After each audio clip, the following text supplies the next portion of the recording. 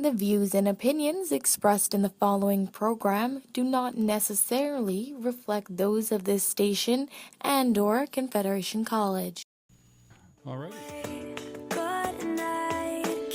Well, welcome back to Spirit Canoe. My name is Bob Goujon. We've had a bit of a hiatus since, I guess it's late November, I think was the last time we were up. And we're talking art today. I have Louise Thomas from the Anishinaabe Art Gallery. Mm-hmm. I'll get it right eventually. Okay. You will. And Andrea Terry, the juror with, along with other things, the North Now exhibit, and you're also teaching at Lakehead University. Yes, I teach in the Fine Arts Department. All right. Well, welcome to you both. Thank you.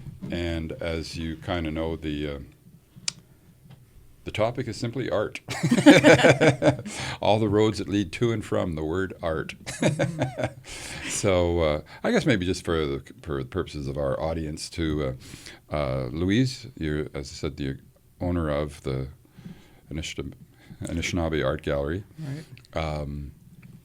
So what's how did that all come about?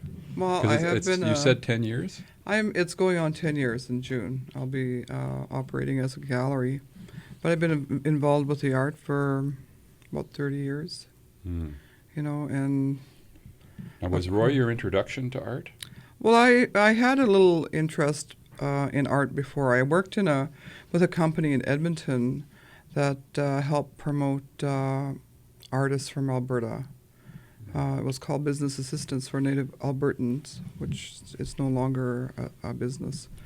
But we used to help artists like reproduce, their images into art cards and prints, and then distribute them across Canada. And living in Edmonton, when I worked for this business, I remember shipping these art cards to these little places along northern Ontario. You know, when I look at the place just on the other side of Dryden, there's little pockets. This used to be a booming area for shops or for stores that carried First Nation work. I used to ship, boxes and boxes of cards and prints, and they would sell them in their stores. It was crazy. And then when I start traveling to northwestern Ontario, and Roy used to bring me, we used to visit through for the summer, we'd see all these shops, and I would think, hey, I shipped a box there. So that was really cool. Like coming home in a way. Yeah, so that's where I started. Actually, was with this business, and it was really nice. And then Roy came into the picture, and he was doing business with them too, and they reproduced. Are those shops gone now? Yeah, majority of the shops that I used to ship to are closed. I mean, it's sure. Is this the result of the industry around that has kind of... the economy, the mills closing, and but most of them are gone. Mm-hmm. Yeah, which was really sad. So it's the gallery that's 10 years old? The gallery is 10 Roughly. Years old, yeah. It'll be 10 years old in June, and it was basically the studio of Roy. Right. And this is where we worked together. Right. It was in the studio. So now he did the painting, and I did the work, the administration. Right. Yeah. So, but it's progressed beyond that now, in the sense that... Yeah, it's pretty exciting now. I'm pretty pumped. Now you've just moved. I have moved to my very own location on 18 Court Street. So, and you, as we were discussing before, you sounded pretty happy about the new location. So, just maybe for those of your beloved fans and shoppers and whatever who have not seen the new place, maybe you can give them a bit of a. Well, you know what? It has huge windows in front, and I can do so much with the front entrance. But the space is actually 20 by 80 feet, with a little over 12-foot ceilings.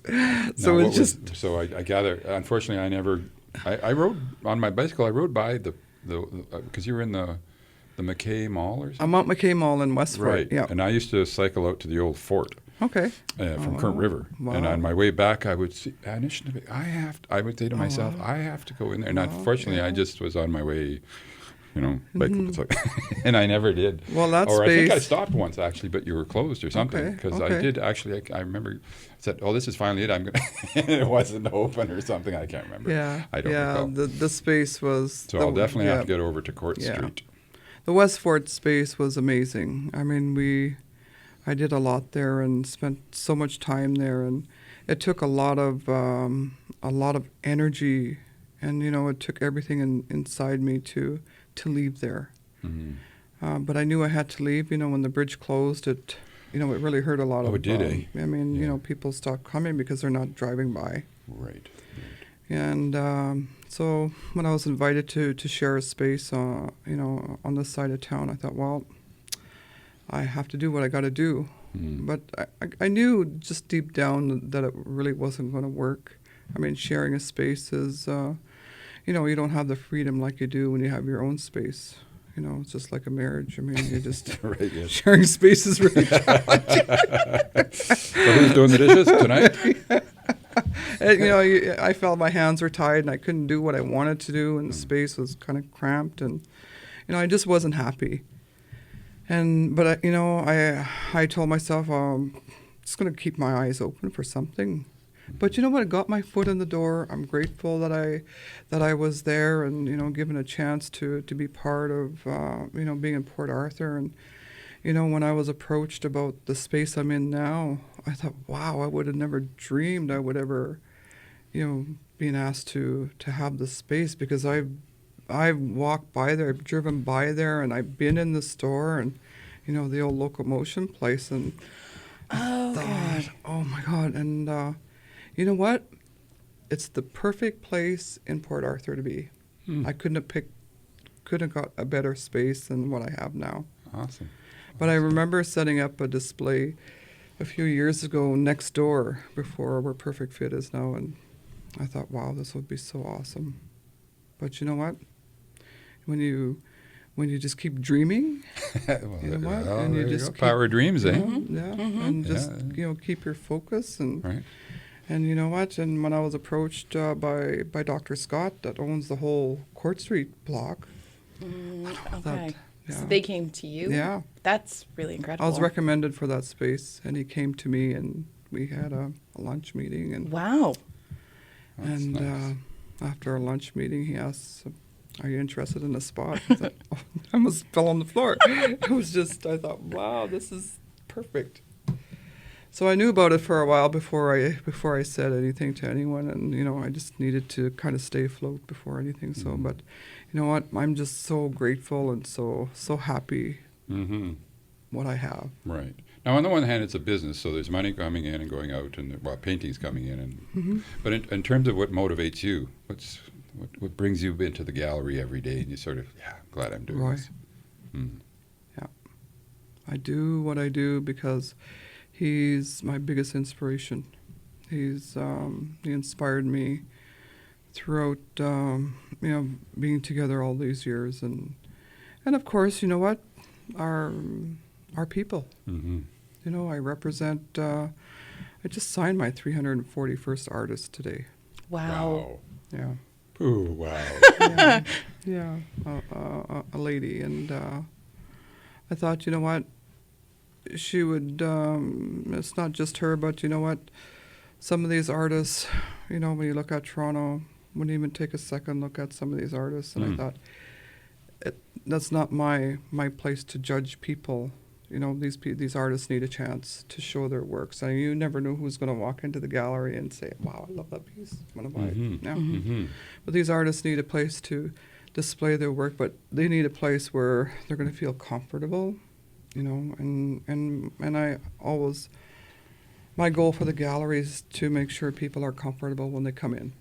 I mean, the atmosphere has got to be good, you know, the display, and I've created. So you have to come. Yeah, absolutely. And, you know, you'll know what I'm talking about. I mean, you're more than welcome to Sure. come. Oh, no, Like I I'll said, be there. you know, I will make it. my son Roy, you know, helps me part-time, and he came up with this idea about, he's seen these two chairs in a store, and he said, "Mommy's got to have these for your gallery." So I went and looked and bought them, and you know what, they just make the place inviting. They make the place soft, and it just kind of gives it a different, view of a gallery. So, and you know, Because some people find galleries intimidating, Yep. right? And I don't- Because some people think it's a very judgmental place. Oh, I have to Yeah. have a certain kind of opinion, or or I don't know. No. There's a certain, I guess this is the old world status of European yeah, idea of art, which is art for the elite, Yeah. right? And it's in the old European society, That's which is right. very stratified. There was all sorts of cues for which level of the stratosphere you were in.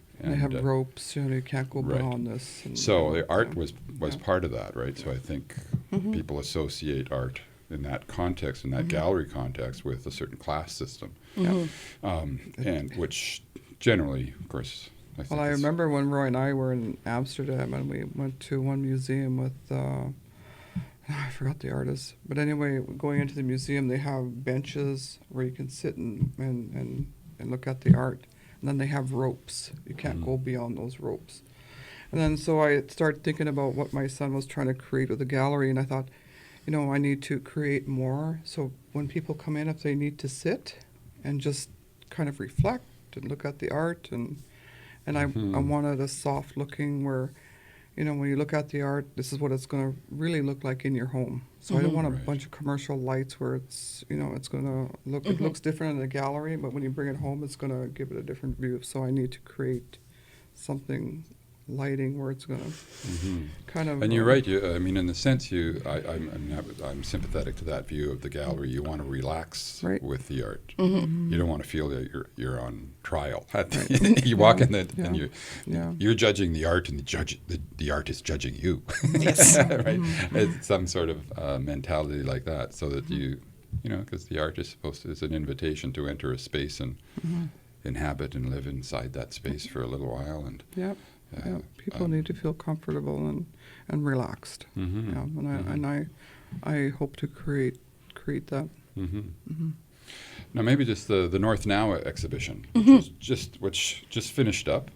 I guess which partly I shouldn't say to my surprise. I saw it once. I went and I was going to come back and take notes on all the little writings that the artist had done beside each of the paintings, but the art was down by the time I realized it was down. Anyways, but what I did, I guess my takeaway from having seen it, there was three things that struck me. The diversity of materials and styles.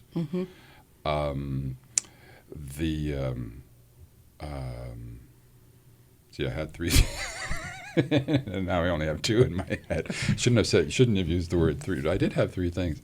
The diversity. Oh, right. The quality of all of it. Despite all the diversity, the quality I thought was very high.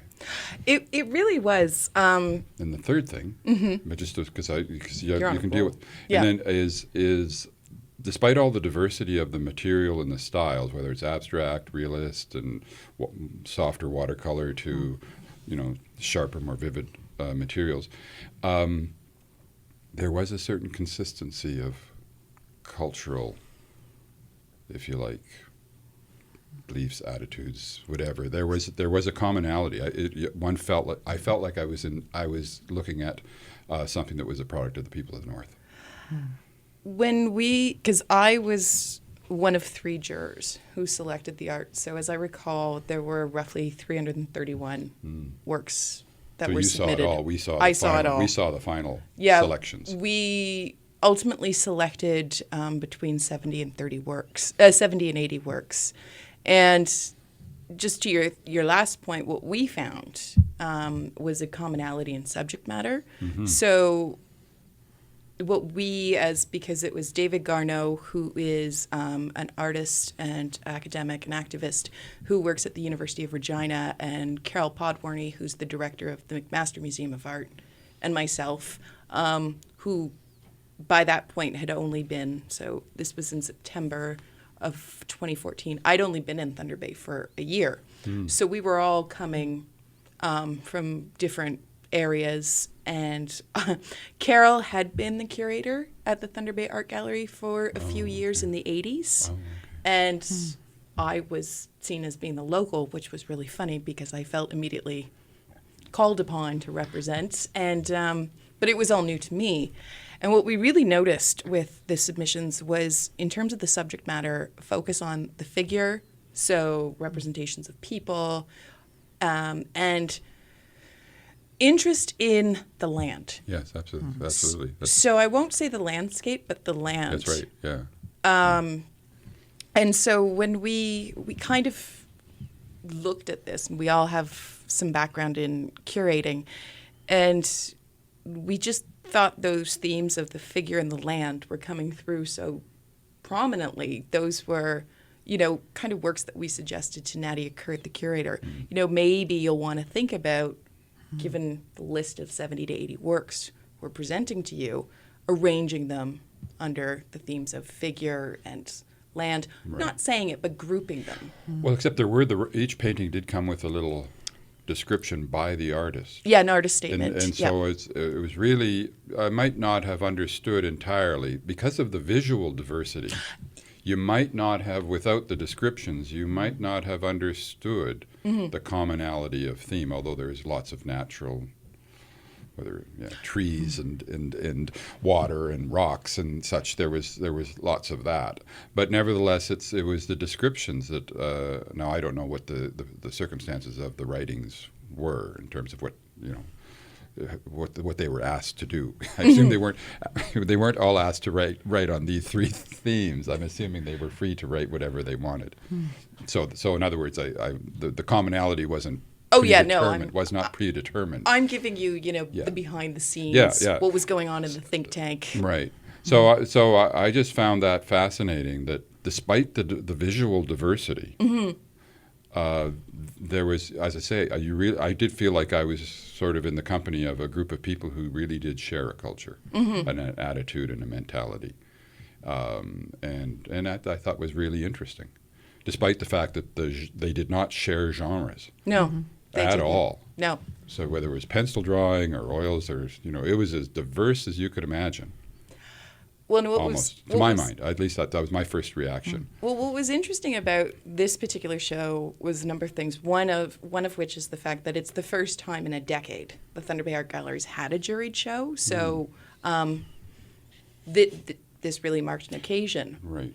And then in the digital age we're now in, artists from across Northern Ontario were invited to submit, as opposed to focusing on the Northwest. And then they did digital submissions. So everyone submitted JPEGs of their work. Okay. So we as jurors looked at everything on a screen just like this. But as you well know, it's important to see these works in person. So we looked at digital images that were broadcast on a large screen. We read the write-ups, and then when the show was actually mounted, I went in, because I'm always telling my students in art history, it's not enough to see these works in a textbook. It's not enough to see them on a website. You have to go in person. And what kind of took me away was the diversity of sizes. So not only media, but like they also said, because there was a few big ones, and they were nice keystone, or not, that's not quite, but the big ones in the middle of the. Oh yeah, they really anchored. Yeah, that's right. It made for a nice total arrangement. Yeah, it was. I think Nadia did such a great job in that, and to see it all come together in that way for me, because I'm thinking, well, I've looked especially at after you just flip through, or if you look the screen version, and suddenly for 2 days. Because I think that's what's fascinating, right? It is about the idea of a gallery, right, and the space. That one thinks, okay, I mean, on the one hand, the art is produced in a particular context, right? I've interviewed, when I used to do a radio show in Ottawa where I interviewed authors, so the idea of where the book is written, I know, and I've asked them all, so what does your special place look like? And of course they describe very diverse different things, but they're almost always tucked away in some tiny corner, right? And in other words, it's not out in the public. And in some sense, I assume for the artists it's similar, which is that, well, maybe they go out into the landscape and they draw and paint, but they come back into a studio and they do something there. But when it's gathered together in an exhibition, this is now a new context. New context. It's a new aesthetic event. Yep. Because you now have all of which is now having, if you like, a kind of total impression on the visitor, which the individual art created in the studio was not part of. Right? Yeah, exactly. So this is the curator's, if you like, gift or opportunity for all of us to share in that and I guess that's why on the one hand it's almost worse than closing a book and you realize the story's over, you know, and those characters are gone now, and you're going to have to live your life without them. Although you can always reread the book, but it's even worse in the gallery because once it's taken down, it's gone. Right. Right. And that's how I felt when I realized I hadn't gotten back to see the exhibition. Right. Yeah. More that than anything. Oh goodness, I'm not going to have another chance to see that collection. Because what it is, you know, giving a lot of thought on how everything is going to be displayed. And how it works together. That's, how it works. I mean, Nadia's, you know, you have to, it has to feel good here. Yes. Because if it doesn't, it's not going to work. And that's what I go through at the gallery. If it doesn't work, if that painting is not going to fit there, it doesn't feel. Yes. So you just have to rearrange. So I imagine, and I mean, on the one hand, when you're if it's a single art, because I guess there's now Leo Yerxa has an exhibition at the gallery, Right. Who I interviewed years ago. He did a children's book. Oh. This was down in Ottawa. Okay. I guess he was. I don't know if he was living in Ottawa at some point. I believe he's lived in Ottawa for a long time. Because I interviewed him down there, so. and it seemed to me he was kind of in the. Because I remember bumping into him later in the mall, just saying hello. But anyways, he had created this book for his kids, right, and he ended up getting it published. Anyways, so that's that's an exhibition with one artist. So there's various choices being made, but it's in conjunction maybe with one person who's usually okay. Let's do this here, let's do that there. But what happens when you've got 30 people and you've got, and one can imagine they're not rock stars with those types of egos, but everybody's you know. So how's my piece looking next to those other pieces? Who's getting, is somebody getting more attention or whatever? Not that it's or just how is my piece being reflected in the group? So it's just a whole new set of issues, right? As I say, from the circumstance when the artist was in their little corner, intensely creating something. And that seems to me to be the very interesting. And they're not visualizing their work on the wall; they're just painting because they want to paint, right? Well, they have this and they're need. focused on, they have a need, a desire, and and then there's what's in their mind. suddenly there's this exhibition space, which is something else. And that's an interesting. That's exciting to them, you know. I would think so. I would think it's a second opportunity to. Oh yeah, I mean, I assume once it's like anything else. Once somebody's done something a few times, you start maybe thinking of it in those terms as the artist.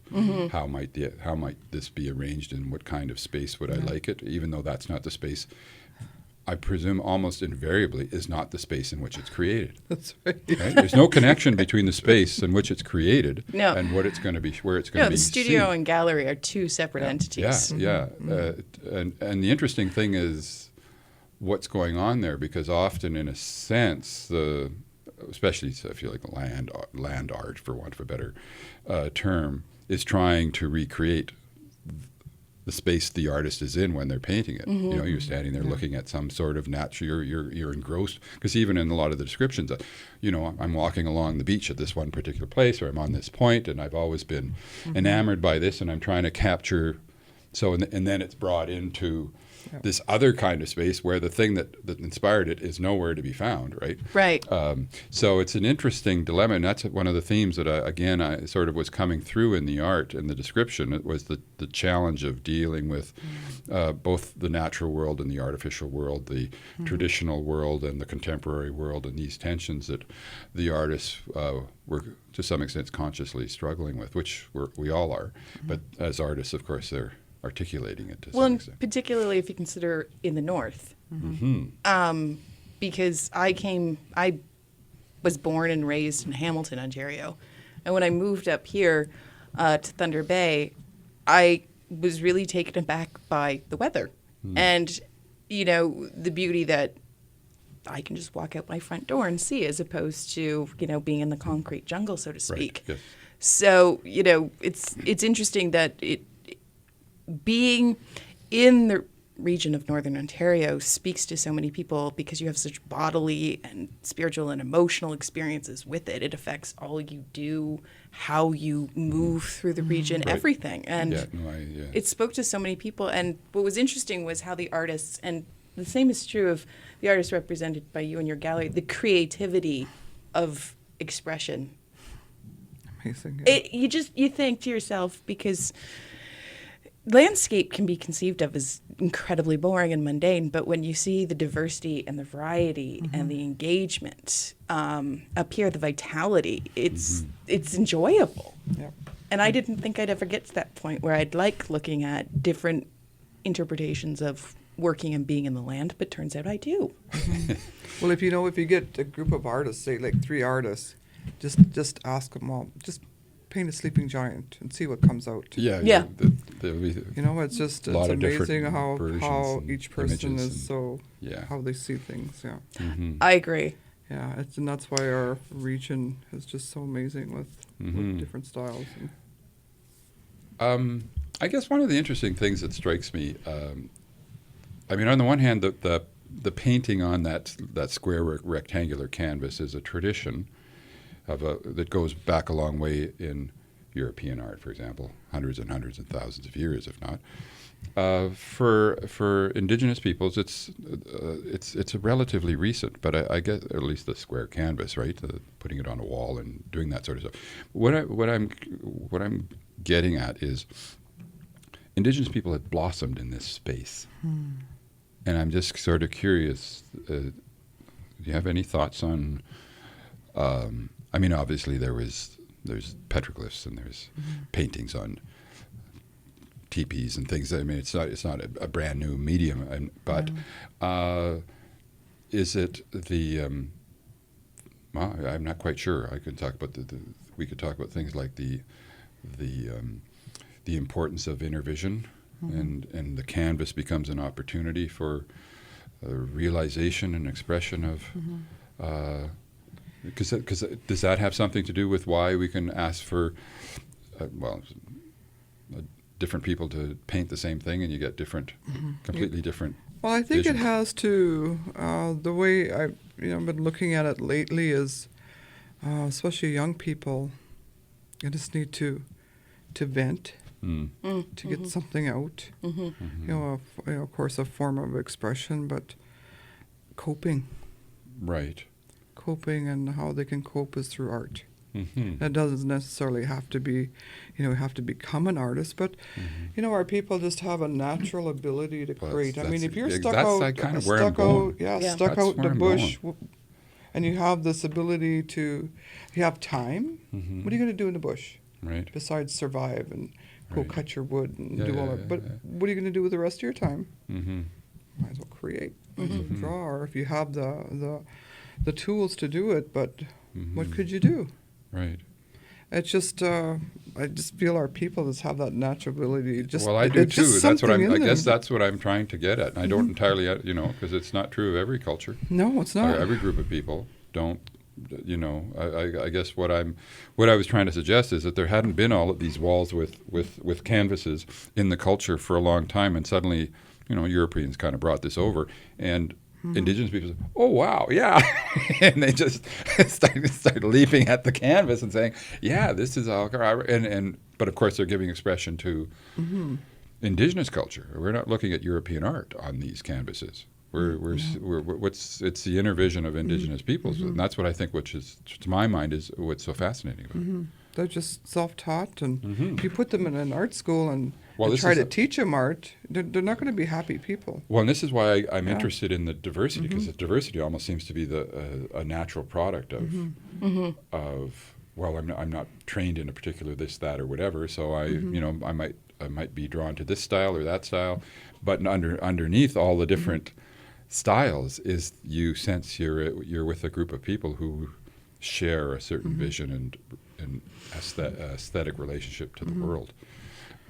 Yeah, I think there's, what you were saying, Louise, this desire to express yourself through whatever means. I mean, because I'm teaching, as Louise knows, an online course at Lakehead, which is a second-year survey of Indigenous arts. So what I've laid out for my students is an awareness that, we have, and you can interject and help me out at any time. There's Canadian history, but the terms there don't apply and can't be used when you're looking at a survey of Indigenous art. So one of the first things I explain to them is, look, we've got pre-contact and we've got post-contact. And there was cultural production being done in pre-contact as well as in post-contact. So creativity like runs the gamut across time for Indigenous peoples. Their media was just different. So we talked about last week, I think, I did a lecture on the use of dyed porcupine quills for decoration. So, you're dealing with something that's totally different. It's organic, it's dyed, as opposed to a painted canvas. But, the artistry, the creativity, the ingenuity, the determination, because people had to chew on the porcupine quills to make them malleable so that they could be soaked and dyed. And this all occurred pre-contact. So, there's just such a wide range. And Louise had said to me, it's admirable to do a survey, and it is a bit daunting, especially myself being a white person. But what I look at, my position here is to mobilize an awareness of the longevity of Indigenous arts, because when you look at that and look at the bigger picture, it blows me over sometimes. Well, I have a young artist named RJ Ogama, and he's a First Nation from actually Long Lac. His roots stem from Long Lac. An artist, he's interested in the old masters, European work. He was so interested in that, he actually went online and taught himself how to mix his own paints, the oil painting. How did they get to this color? That's what he did. Instead of learning it in school, and then he started practicing how to mix his own paints. It's amazing. Like from the raw materials. Right from the raw material, as much as he could get. Wow. And I think, with this little man, I mean he's an adult now, but he's amazing. You know what? He just needed a chance or somebody to believe in him and say, it's okay if you don't paint. If you're not an Aboriginal artist, like typical, you don't have to be that. You just do what you want to do. Right. You know what? He's amazing. Sketching. Wow. Self-taught. Yeah. Well, there's no reason why one can't. Yeah. If you really want to teach yourself, the tools are there. And also, I mean, just follow your passion. Then I guess you need a space, right? I mean, insofar as it's if you're going to take that step to... That's a big issue in Thunder Bay. The space. Lighting is so important. Well, just by space also, I mean the opportunity of getting out of your own bedroom or something or other, right? And, that you can have a shared public space where people are supporting your efforts and so on. That's and not feeling that you're up against for want of a better description, a curatorial tradition that doesn't respect the fact that you're self-taught and you're not matching certain criteria or something or other, whatever that might be.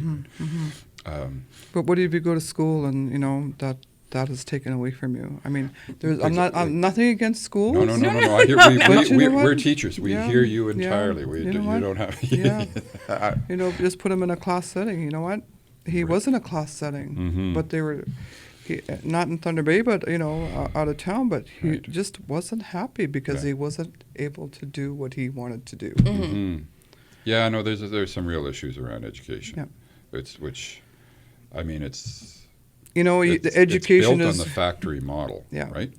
Education is good if you want to learn application or that kind of thing.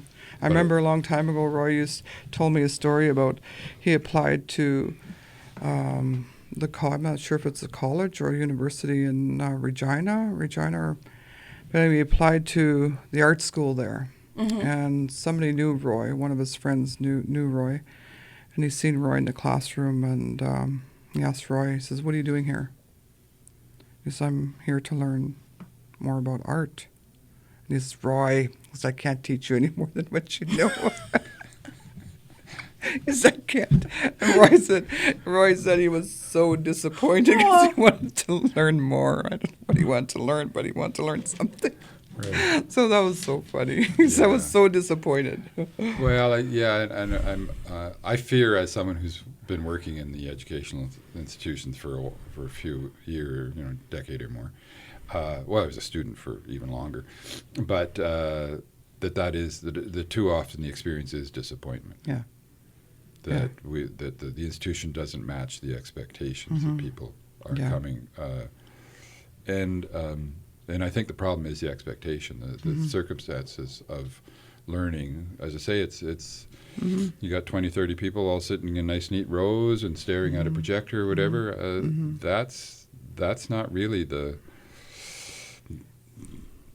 conditions for creativity. No, no. It's the assembly line model of indoctrination. Well, that's what I mean. I mean, when your hands are tied, Yeah. you're going to be a very unhappy student. Yeah. You know, you're not going to be able to And create. it's not easy to get out of that.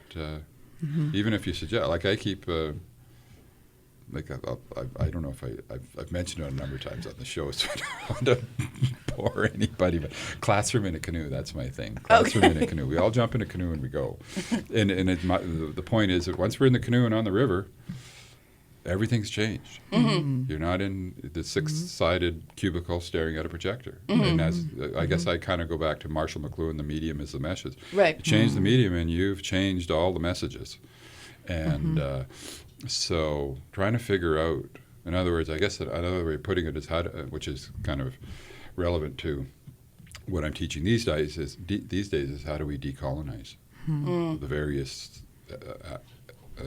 segments of society, in this case education. How do we decolonize? And it isn't just a case of using the word colonialism a lot in class in the six-sided cubicle staring at the projector. That's we haven't changed the medium, therefore we haven't changed the message. So if that's the structure of colonial education, then we haven't changed anything. So how do we do it differently so that there's really no I don't see a compelling need. We're incredibly wealthy societies. There is no need for this desperate reproduction of we have freedoms. Why don't we take them? Instead, we're still using the prison model of society, the prison, the factory, and this has been in place for over 150 years, right? Well, I will say, and I'm not going to defend, but I will say, to break out of the prison model or to break out of the classroom, me teaching an online course is totally different. To get the students out of the classroom. I don't know if that's touching on your point. I'm not sure I would go to the online model as a No. That's not my classroom. No, but I'm just saying, But anyway, trying to break out of the teacher-student model. Well, it's really the assembly line, which is the classroom. Like turning out. Or just going and doing something as a group. Doesn't have to have Well, I took my students to Louise's gallery. Yeah, well, to get them that's out. starting to get people out, and as a result, they're out of the structured context of the boss at the front of the room. Oh, and all that sort of right. Well, I'm not a particular bossy guy at the front of the room either, but nevertheless, that's the predetermined structure, right? So once you leave the room, I remember a bunch of us went to the old fort as a group, and suddenly it's just a free exchange of I'm no longer the guy at the front of the room in charge, which is fine, and we just had a group conversation. I wasn't the boss anymore. I was happy not to be the boss anymore. Yeah. Right? I don't really want to be in that social architectural space. But if you're in it, it's really hard not to reproduce it without even trying, because it kind of predetermines everybody's relationship. Well, it's interesting because I teach first-year art history courses. I've taught them at schools across Canada at the university level. And I do notice what you're talking about in terms of, the students are so used to being passive in the classroom. But the second week of classes, I'm the person who sits back and shows students a piece of art and asks them what they think. Because I'm the one, I've studied art history all my life, but what I look for in my first year classes is for students to own and improve their visual literacy. And what I've noticed is a lot of students want to get that A. And they think that if they tell me what I want to hear, they'll get that A. And I'm more interested in hearing what they have to hear, Right. Yeah. or what they have to say. But getting them to think about what they want to say is kind of my way of operating. So the less I say, the better. Yes. But I'm interested in you as someone who's constructing a space, because in a sense you're dealing with a similar situation of trying to construct a space, as you say, that's going to be inviting for people, that they'll want to come in, and in this case, simply enjoy the experience of being.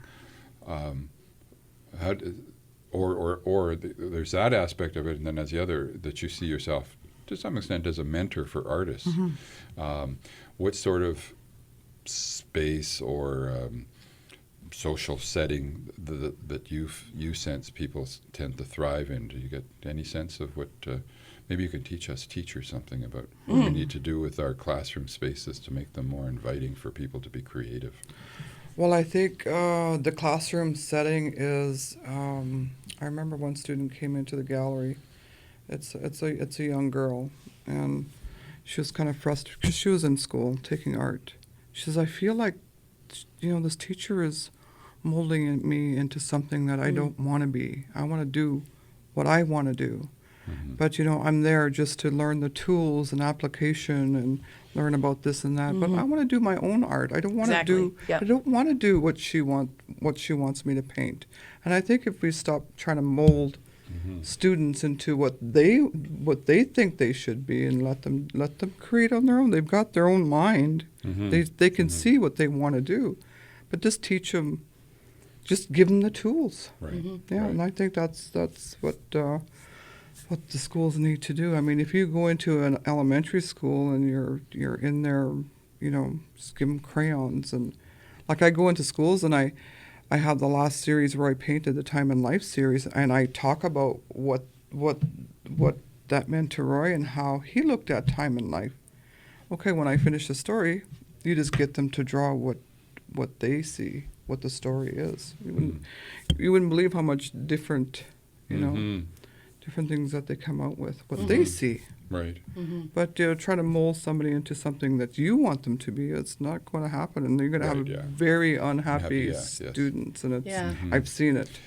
I think the tricky bit for teachers is that we often tend to be extroverts, very verbose, easily, going on and on and on and on. Blah, blah, I like blah. how you looked at me when you said verbose. Well, no, but I'm including me, right? Yeah. And on the one hand, there's a feeling that you have to fill the silent space that might be there otherwise, but worry about that this isn't really helping people who may have something. You're trying to create the space for people to contribute, right? I mean, of course I asked, so does anybody have an opinion or anybody but that doesn't necessarily work, right? That doesn't necessarily create the comfort space for people to jump in. Although it's different from class. For someone who's been teaching for many years, every classroom of people is going to be different, has a different dynamic, and some participants feed off others, and some people shut everybody else down. Yeah, the people that are interested. The students are there for art and they want to learn. And the ones that can't grasp it because they. Yeah, see, and you work with people who do the producing side, and I work with, since I teach art history, I teach what are the required courses. So I haven't come across students who resent me, but it is difficult because, students want to be in the studio, a great many of them. So how do you make compulsory learning engaging? Right, yeah. So I'm struggling with a whole host of issues, but one of the things that I do, like you said, is, to let them do what they want. I had one particular student while I was at Lakehead who I showed a video of this, on contemporary art in the UK, and it was from the BBC, and one of my students said, "I hate the host." And I just sat back and said, okay, I like that you have an opinion and you're very determined, so tell me why. And she stopped because, it's a point of saying you have an opinion, but explain it to me. You have a definite stance, but explain it to me. And so then I kind of just started showing videos with this guy just because it got her back up. And the other students thought it was hilarious because she was so passionate. and she'd pick apart his arguments. But you know what? That's promoting critical insight. So whether a student loves or hates my class, whether they love or hate the video, so long as they can start learning how to explain their opinions, I'm all for it. Right. Yeah, that's a good one. Yeah, Yeah. it was fun. I enjoyed it bet. after a while. Well, I was like, yeah, tell me more you don't like. Oh yeah, it's good to be passionate about whatever. Yeah. but I think having even bringing in artists, bringing in different people, Yeah, I think- you know, yeah. and I think different artists, like, you know, if you're showing European art or, you know, that the films, I mean, have a diverse people coming into. Well, that is interesting because although I'm not teaching art, right? Just the idea of bringing multimedia into the classroom, just breaking up the otherwise somewhat monotone space of the one person at the front of the room. Yeah. Somebody that's on fire, though. Well, you that's have true. to have somebody that's really Yeah. passionate but excited about what they're doing. Yes. There's nothing like bringing in somebody that's very boring. Yes. Turns You know everybody what? off. Yeah, Right? I mean, I mean, everybody's falling asleep. But somebody that's passionate about what they're doing, their art, or maybe even somebody else's art. Yeah, I think that's very exciting. It gets everybody pumped up. I think there's so many great artists. I mean, the great thing about being on the jury for the North Now was learning the names. Like, just being aware of the diversity of art and being like, okay, this person deals with this style, this person, you know, like saying in my head, if I can stay here for a few more years, I'd love to do an interview with like so many different artists to kind of make the students aware of not just their practice, but the other practices out there, because there's so many good ones. So how did you? So the artists were from right across Northern Ontario, east Yeah. through west. Yeah. So how did they get to know about the exhibit as being available as a? As far as I know, the gallery sent out So a they call. Oh, So they sent out a public message and a call for submissions across the north. So I know that we had people submitting from North but are Bay. there like little galleries when you say I'm Oh, I'm assuming Nadia's that's not getting on a bus and running. Anyway, I'm joking, but If you are Nadia, we give you credit for that. yes. But that's a good question. Stopping off in towns Well, and saying, by social the way, media, did you but- know we're having a juried exhibition over in Thunder Bay? And No, you're right. just stop, Social media, newspapers. But you know, the gallery's got a huge list of. That's what I was thinking. I mean, you know, So they have Yeah. a so list, so yeah, they- yeah. 'cause So and galleries that's all over they've it. been at it for a while, a few decades. Posters are up. Yeah. You know, so So- yeah, they've been there. So what, 1982? 82. I was actually, because I was so nervous, so I did some reading before I came. I won't lie. Because I knew Nadia wasn't going to be here, and I'm like, okay, so what can I say about the gallery? The great thing about the gallery is it started off as a national exhibition center in the mid-'70s. National exhibition, as in. So what does that mean? the National Gallery of Canada would send out rotating okay. exhibitions. So this would be one of the stops. For So their this would be exhibition, one of the right, stops. And then what happened was, Right. For the Norville Morrisseau, for example. right. So the Canadian Museum of Civilization was looking for a space to store and display its collection of Indigenous arts, and that wound up coinciding with the determination that Thunder Bay needed an art gallery. So in 1982, the gallery came into being, and a lot of input was given by various Native organizations across the north.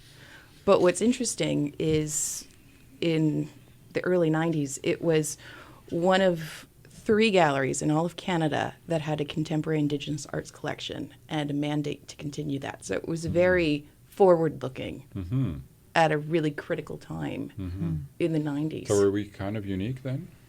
I mean, in terms of, like, are there little galleries throughout the north, or are No. we kind of it? We're it. Really? Well, they Wow. have that one in Red Lake, kind of, right? So With the It what does service that area, but I think even they're sending artists here to Yeah. display and work with you. I Yeah. know a lot. Really? Yeah. Yeah. Yeah. Wow. So we should. Oh, okay. And then I so we're probably more have the- important than I realized. Yeah. And I probably have the biggest collection. Really? Absolutely, yeah, I you do. Holy Yeah, smokes! I do. Yeah. Well, you better come on here more often. Louise knows everyone. No, I'm just. Well, no. we just- Yeah. As I was saying before we started, one of the reasons why I thought the show is important is we need to tell our own stories in the media. And Yeah.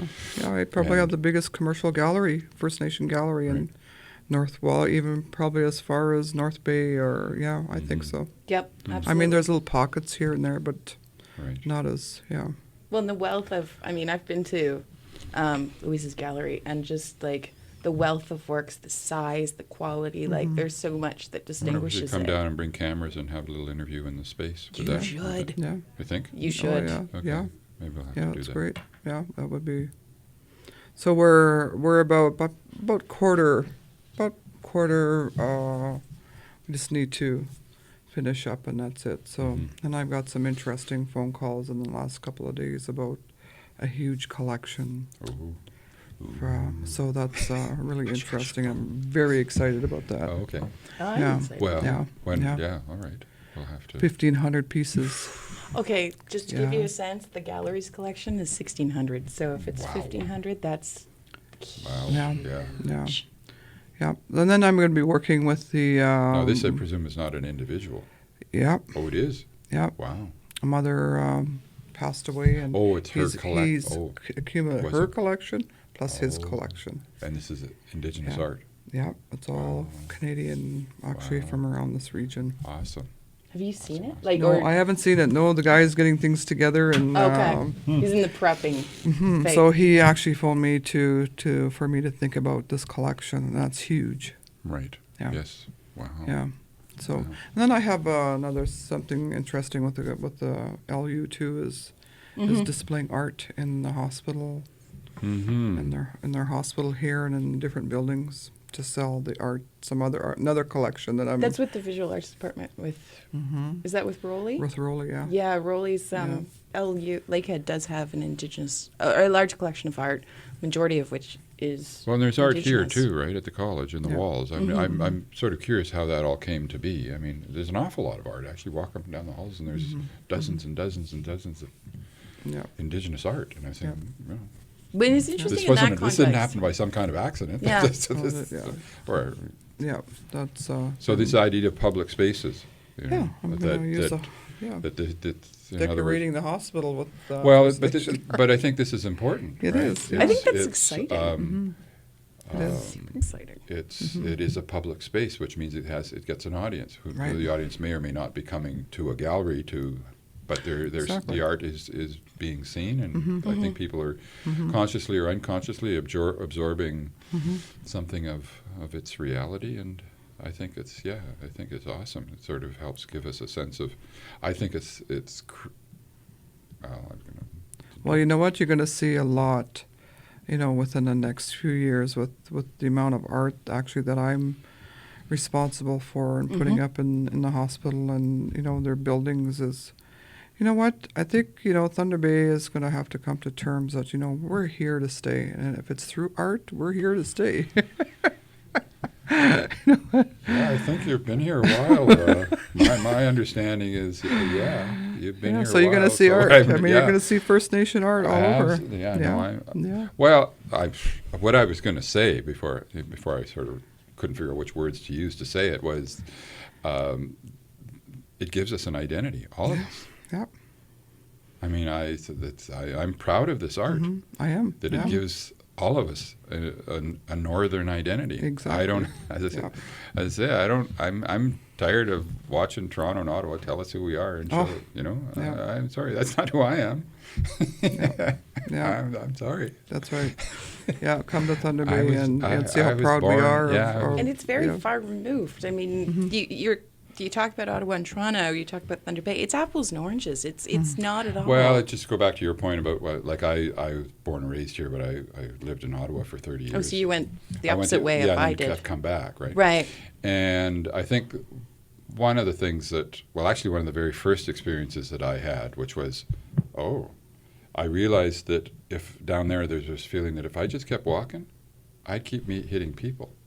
If I just keep walking. Whereas here, I'm from Current River, so the Strathcona Golf Course was right across the street, which is our playground, which meant we bumped into deer and foxes, and in other words, the golf course just carved out of the bush. Right. As I was often saying when I first arrived, you start walking north of St. Petersburg is going to be your next big stop. I mean, that's I mean, otherwise it's going to be moose and deer and beaver and whatever, right? In other words, the geography is defining. It's not secondary. It's defining of who we are. The bush.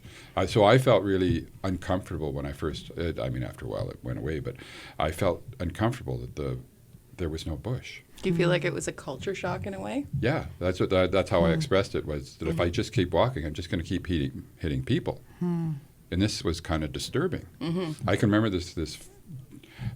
We have 5 minutes, so I'll try to keep this short. I remember there was back in the 60s, 70s where there used to be this co-op bookstore and a little counterculture around the Finn Hall, and then I was part of that back in the day. And there was this draft dodger who had come up from the Vietnam War, early 20s or whatever. And he was just the opposite. The bush terrified him. He was from Detroit. I can't remember if he was from Detroit or some big city. And it was just the opposite. He wanted people. Yeah. And the idea that he could step into something like bush was terrifying, whereas for me it was curiously comforting. So, but that was one of the things that I found most profound down there, is that just the lack of geography that was defining. And I think, and that's to go back to the kind of the North Now paintings, that's what comes through, that identity is rooted in this sense of place. That all the people, even though they're using all of these different materials and mediums and styles, they share a sense of place. They do. It just comes through. It doesn't matter how diverse the topic or whatever. When it's like you're meeting people who are coming from the same place. Yep. And I thought that's cool. I like that. And I think that's why people are comfortable coming to the gallery, because of that. And just going back to the point of here to stay, I say, I go there and I think I'm being surrounded by art that's telling me who I am. As I'm inclined to say, if it wasn't for those 150 or more years of colonialism, back in 1815, the date for the old fort, everybody would have been fluent in Ojibwe. Everybody would have been fluent in Ojibwe culture, right? It would have been seamless. Damn. So we have a bit of a gap there, unfortunately, but there's no reason why we can't reconstruct ourselves, so to speak. Exactly. Anyways, we've got 3 minutes. I blathered on there at the end. I'm sorry. No, it makes total sense, because I think about, people from big cities, they feel safe because they're around people. Probably the safest place you'll be is in the bush. Yeah. Absolutely. Yeah. And it's just the way it is. Classroom in a canoe. Yes. Anyways, any final thoughts? Well, thanks or not for final thoughts. Just just until the next time. Gigawabam and Minawa. Yeah. Well, you know that's actually I started using little snippets of Ojibwe in my. There's a fellow at Sioux College in the Sault Ste. Marie, Bawating, which is I guess the name for the Sioux, or the Algonquin name for the Sioux. Anyway, Okay. But there's variations, and I was got 2 minutes, Bob. You're saying goodbye. I was listening to these. There's kind of the Rosetta Stone and Pimsleur. Well, the only ones that the language tapes, and I got the only ones I'm aware of for. We should be producing them here. This is. The do Ojibwe. So they say Gigawabam and Minu, I'll see you later. Although there's other variations. What was I'm not going to remember. But there's quite a bit of difference in the dialects between different areas, right? There is, yeah. But yeah. So I have no idea where I was going with that. I'm not Ojibwe, so I can't help you there. Okay. What is your background? I'm a Cree from Alberta. From right. Alberta. Yeah. Okay, all right. You can't help me. Yeah, sorry there, Louise. I'm sorry, Louise. I threw that at you like you were. Louise said, Bob.